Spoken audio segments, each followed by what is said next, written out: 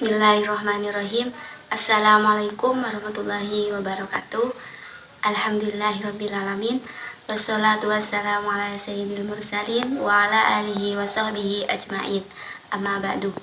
Yang saya hormati kepada pengasuh Pondok Pesantren Zainul Hasan Genggong, Kiai Haji Hasan Mutawakkil Allah SHMM, dan yang saya hormati kepada Rektor Universitas Islam Zainul Hasan Genggong, Dr. Abdul Aziz Wahab MAG, dan yang saya hormati kepada dosen pengampu Ustazah Wahyu Lestari MPD, dan tak lupa pula kepada teman-teman sekalian. Baik, di sini saya akan menjelaskan tentang pengolahan kelas. Menurut para ahli, yang pertama, menurut Rofik 2009, pengolahan kelas adalah suatu proses penyelenggaraan ruang di mana dilakukan kegiatan belajar mengajar. Yang kedua, menurut Sanjaya 2016, pengelolaan kelas merupakan otonomi pendidik dalam mengatur kelas dan juga keberhasilan pembelajaran peserta didik. Apa yang dilakukan pendidik dalam kelas sangat bergantung kepada pendidik itu sendiri. Yang ketiga, menurut Kufron 2010, pengelolaan kelas bertujuan untuk menciptakan atau mempertahankan situasi dan juga kondisi belajar yang tetap memungkinkan peserta didik menguasai kompetensi. Jadi, dapat disimpulkan dari ketiga para ahli, yaitu pengolahan kelas merupakan keterampilan seorang pendidik dalam menciptakan dan juga memelihara kelas yang kondusif dengan maksud agar tercapainya kondisi yang optimal sehingga kegiatan belajar mengajar dapat berjalan dengan baik. Karena tanpa keterampilan pengelolaan kelas akan sulit untuk menjalankan kegiatan belajar mengajar secara efektif.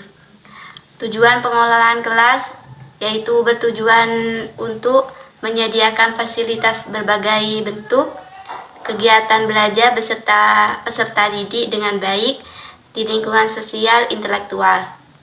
Yang kedua, ada pendekatan dalam pengelolaan kelas. Yang pertama, ada pendekatan otoriter, yaitu suatu cara pengelolaan kelas dengan mengontrol tingkah laku peserta didik melalui penerapan disiplin yang sangat ketat, mengandung unsur kekuasaan dan juga ancaman. Yang kedua, ada pendekatan permisif, yaitu suatu cara pengelolaan kelas dengan memberi kebebasan kepada peserta didik dalam berbagai kegiatan sesuai dengan peserta didik yang diinginkan.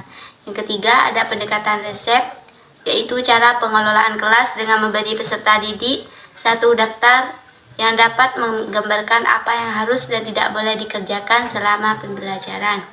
Yang keempat, ada pendekatan pengajaran, yaitu cara pengelolaan kelas dengan membuat perencanaan yang sangat matang untuk melakukan proses pengajaran yang baik.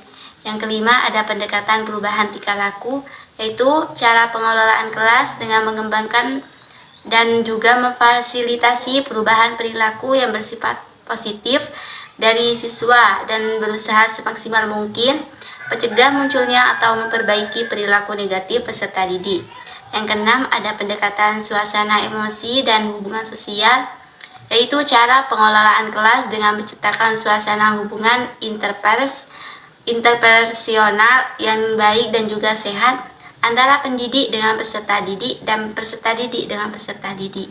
Yang ketujuh, ada proses kelompok, merupakan cara pengelolaan kelas dengan seperangkat kegiatan pendidik untuk menumbuhkan kelas yang efektif. Yang kedelapan, ada pendekatan pluralistik, yaitu cara pandangan yang mencakup tiga pendekatan, perubahan tingkah laku, iklim sosio-emosional, dan juga proses kelompok. Selanjutnya, ada manajemen kelas, adalah mengacu kepada penciptaan suasana atau kondisi kelas yang memungkinkan peserta didik dalam kelas tersebut dapat belajar dengan efektif. Yang pertama, ada faktor yang mempengaruhi manajemen kelas. Yang kedua, sikap pendidik dan pendekatan yang digunakan dalam pengelolaan kelas. Yang ketiga, aspek dalam manajemen kelas. Yang keempat, fungsi manajemen kelas. Yang kelima, masalah dalam manajemen kelas. Selanjutnya, ada lingkungan kondusif, yaitu di mana proses belajar mengajar terjadi dengan rasa aman dan juga nyaman. Kondisi ini mengantarkan peserta didik pada hasil belajar yang maksimal. Hal ini menggunakan peserta didik untuk dapat memusatkan perhatian dan pemikirannya kepada materi pembelajaran. Sebaliknya, kondisi lingkungan yang tidak kondusif akan membuyarkan konsentrasi peserta didik sehingga hasil belajar akan menjadi tidak optimal. Itu saja yang dapat saya sampaikan. Apabila ada kesalahan, Saya mohon maaf yang sebesar-besarnya. Wassalamualaikum warahmatullahi wabarakatuh.